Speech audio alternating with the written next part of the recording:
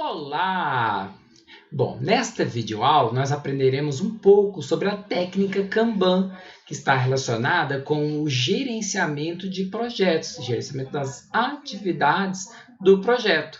Bom, eu acho que vocês já devem conhecer essa técnica, pois quando tínhamos aulas presenciais, eu via pregado nas paredes alguns quadros Kanbans, que possivelmente, eu acredito, serem de vocês. Bom, mesmo assim, vamos abordar um pouco sobre essa técnica, explicar ela mais um pouquinho, né, para relembrar para que ela serve. Então, o Kanban, né, quando a gente procura na internet, nós encontramos este quadro, usualmente, né, com algumas atividades. No caso nosso, em que trabalhamos com desenvolvimento de um software, né, nós podemos usar as user stories, que vão ser programadas, né, o to-do, que vão ser feitas naquele sprint, o in progress, que significa quais que estão sendo desenvolvidas naquele momento, as que precisam ser testadas e as que foram testadas encontram-se desenvolvidas, que fica então no finalizado. Bom, a técnica Kanban, então, é uma técnica visual para gerenciar um fluxo de trabalho. Assim, olhando para o quadro, nós sabemos o que a equipe está fazendo, o que ela fez e o que ela precisará fazer. Bom, então perceba, não é uma técnica para prover estimativas, é para o acompanhamento da realização das atividades. Diferente da técnica que nós vimos em vídeo anterior, o Poker Plane, que o Poker Plane foca na estimativa e não no gerenciamento do fluxo de trabalho. Bom, então é utilizado o quadro Kanban, um grande quadro branco, onde as tarefas são escritas, usualmente em post-its, né, e vão sendo pregadas conforme, e vão mudando, né, ali onde ela está sendo pregada, conforme o andamento da atividade. Assim, dizemos que as tarefas vão trafegando do estágio mais à esquerda, que é onde começa-se o processo, até o estágio final, que fica à direita. Bom, então, o quadro Kanban ele vai apoiar na forma como o trabalho está sendo feito, para mostrar o caminho da evolução. Então, para desenvolver, por exemplo, uma determinada user store, ou todas as store, elas precisam passar por esses caminhos. Né? Primeiro, elas serem planejadas para ser programadas, né? naquele instante definido, aquele período definido pela equipe. Aí a equipe vai pegando cada uma dos stores e vai desenvolvendo e colocando ela em progress. Okay? Terminou de desenvolver a funcionalidade, ela então é testada. E depois que está tudo adequadamente, passou no teste, fez as correções necessárias, então ela se encontra na etapa feita.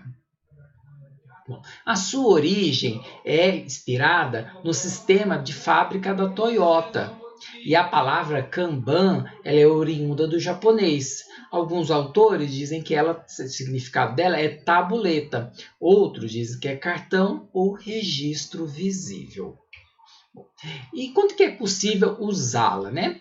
Bom, então nós utilizamos o Kanban, né, quando o trabalho ele pode ser dividido em versões que tenham conteúdo para o cliente e podem ser produzidos e gerenciados independentemente.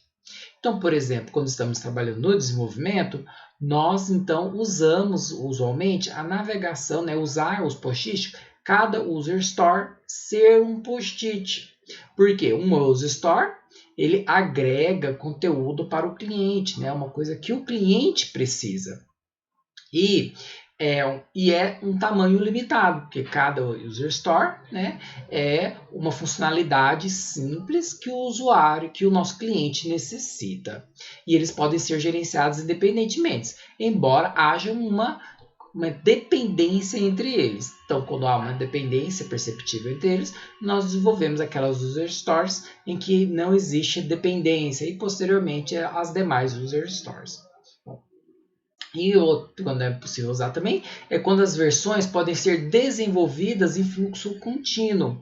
Então, nós podemos quebrar o nosso software em várias partes e desenvolver e vai desenvolvendo uma versão, depois uma outra versão, depois uma outra versão. Por isso é possível usar o Kanban no desenvolvimento de software. Os princípios básicos da técnica Kanban envolvem o fluxo do trabalho ser visível para todos, né? Ou seja, o quadro tem que estar disponível para que todos possam olhar e averiguar o andamento do trabalho.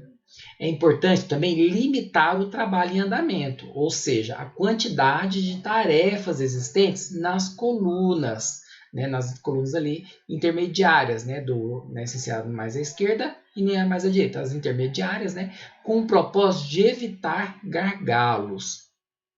E também, como princípio, gerenciar o fluxo para identificar problemas e melhorias. Então, a equipe olha e verifica se o fluxo está adequado ou precisa ser modificado. Então, com o objetivo aí também de dar uma melhoria no processo de desenvolvimento. Para ter um Kanban, né, é preciso garantir clareza nas políticas do processo. Ou seja, quando é que, por exemplo, um código está pronto para ser testado? Né? Ou até mesmo quando uma user store vai passar, né, do conjunto de user stores para as user stores que vão ser utilizadas, vão ser implementadas naquele período. Né? Então tem que ter uma clareza nas políticas do processo. Né? E é preciso colaboração entre todos os membros da equipe para melhorar o processo. Então, algumas dicas baseadas nesse princípio o quadro Kanban ele deve estar visível para todos. Né? Em caso de equipe física que se encontram fisicamente, né, uma parede com um espaço amplo em que é possível pregar este mural, né, que será o quadro Kanban. Também é possível fazer virtualmente, né? Entretanto, aí, todos da equipe têm que ter acesso ao quadro Kanban e também ficar visualizando ele. Bom, uma outra dica é o volume de trabalho não pode ser muito grande e ele não pode mudar muito em questões de minutos, pois senão você vai gastar muito tempo atualizando as atividades de local e isso acaba atrapalhando no desenvolvimento delas. Bom, também é preciso que as pessoas estejam motivadas a trabalhar colaborativamente. Veja, o progresso das atividades depende do empenho de todos. Né? Até mesmo, terminei de realizar uma determinada atividade, eu já vou para a próxima. Então, eu preciso lembrar o seguinte, que o membro da equipe, todos juntos vão dar o esforço para chegar ao objetivo final, que é concluir todas as atividades. Bom, e os processos eles devem ser desenhados pelo próprio time.